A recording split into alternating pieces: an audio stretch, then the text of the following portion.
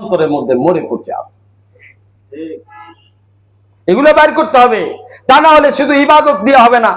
অনেকে আমাদের কাছে বলে, হুজুর আমি কি দোষ করছি? কি দোষ? আমি নামাজ কালাম সবই পড়ি, কোনোটাই তো বাদ নাই, আপনিও তো দেখছেন খানকায় আসি। তারপর আল্লাহ কেন আমার কথা শুনে না? আল্লাহ তোমার অন্তরের দিক তাকায় দেখে, তুমি এখনো ইন্দুর মরা বাইর করো নাই, তোমার আল্লাহর প্রতি ইয়াকিন নাই, মাখলুকের প্রতি ইয়াকিন। আর এটাকেই শিরক বলা হয়।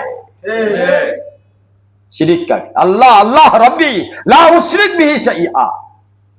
আল্লাহ আমার যদি রব হয়, তুমি যদি আল্লাহকে রব মেনেই থাকো, তার সাথে কাউকেই অংশীদার করতে পারবে না। তোমার অন্তরের মধ্যে একমাত্র আল্লাহই যদি থাকে, তো ওখানে ইন্দুর মরা থাকতে পারবে না। ইন্দুর মরা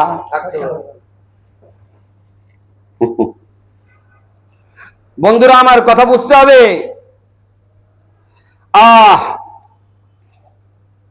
লা ইলাহা ইল্লাল্লাহর আরেকটি অর্থ হচ্ছে মানশায়ে ইলাহি সমঝনা,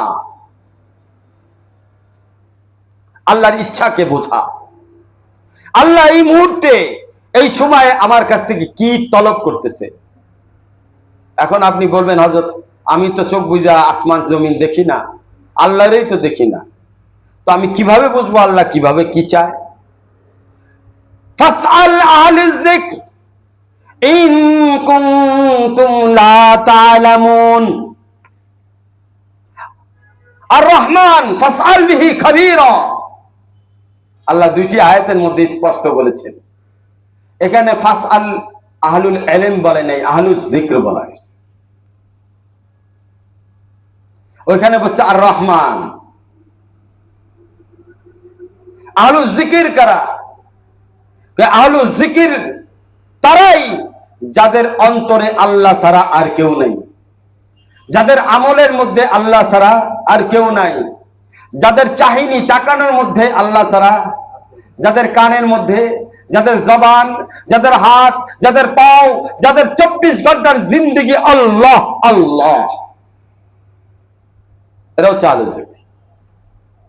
কিছু সময় থাকবে, কিছু সময় থাকবে না। আহলুল যিকর কেমনে হয়? কারণ আহলুল যিকরের ব্যাপারে কিয়ামতের ময়দানে ঘোষণা হবে, আইনা উলুল আলবাব, জ্ঞানী ব্যক্তি কারা? তখন ফেরেশতারা জিজ্ঞেস করবে, সাধারণ যারা আছে অন্যান্য কাফের মুশরিক, এরা জিজ্ঞেস করবে এর অর্থ কি, বুঝলাম না। তখন বলবে আল্লাযীনা ইয়াযকুরুনাল্লাহ কিয়ামান ওয়া কুউদান ওয়া আলা জুনুবিহিম ওয়া তাফাক্কারুনা ফী খালকিস সামাওয়াতি ওয়াল আরদ রব্বানা মা খালাকতা হাযা বাতিলান ফাকিনা আযাবান নার। এরা হচ্ছে আহলুল যিকর, যাদের শোয়া, যাদের ঘুম, যাদের ওঠা, যাদের বসা, যাদের চলাফেরা আল্লাহর জিকির থেকে তাকে বিরত করতে পারে নাই। এদের অন্তরে ইন্দুর পচা মরা নাই, কারণ ইন্দুর পচা থাকলে সবসময় জিকিরের হালতে থাকতে পারবে না। এদেরকে আহলুল যিকর বলা হয়েছে। এদের কাছে জিজ্ঞাসা করার জন্য বলা হয়েছে। আল্লাহ পাক কোরআনে বলেছেন, আলেমরা আল্লাহকে বেশি ভয় করে,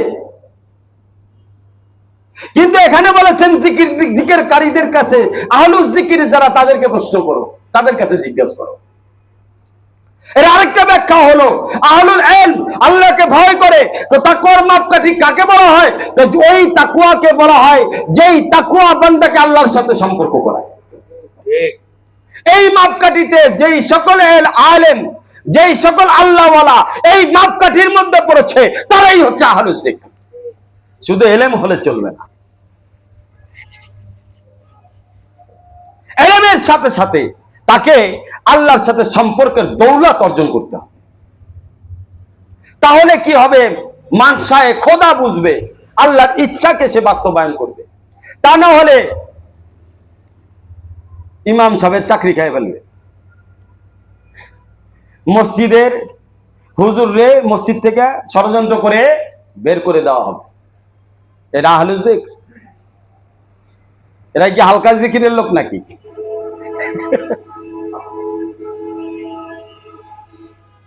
লাওয়াতের বিমারি ছড়াবে, এরা কি আহলুল যিকর? এরা হালকা জিকিরের মানুষ, বাইরে তো নিজের বহুত বড় আলেম পরিচয় দেয়।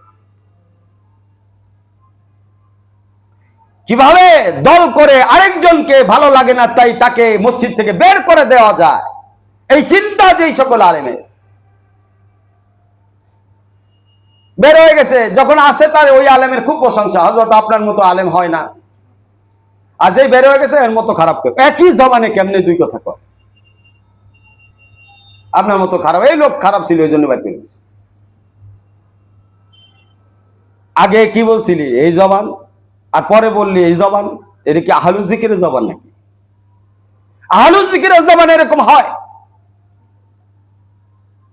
কিভাবে হয় দুই জবান কেন?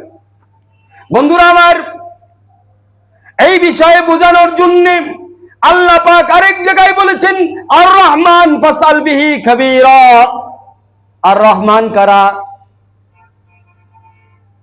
কে যারা সবাইকে ভালোবাসে। রহমানের বান্দা কারা? সবাইকে। কাফেরও কেউ ভালোবাসে আল্লাহর জন্য, মুশরিককে ভালোবাসে আল্লাহর জন্য, আবার কাফেরের সাথে দুশমনি করে কার জন্য? আল্লাহর জন্য। আল্লাহর জন্য। ভালোবাসে কার জন্য? আল্লাহ। দুশমনি করে আল্লাহ। তাদের আল্লাহ বিষয়টা সবচেয়ে বড়। আল্লাহ যাকে ভালোবাসে তাকে সে ভালোবাসে, আল্লাহ যাকে পছন্দ করে না তাকে সে পছন্দ করে না।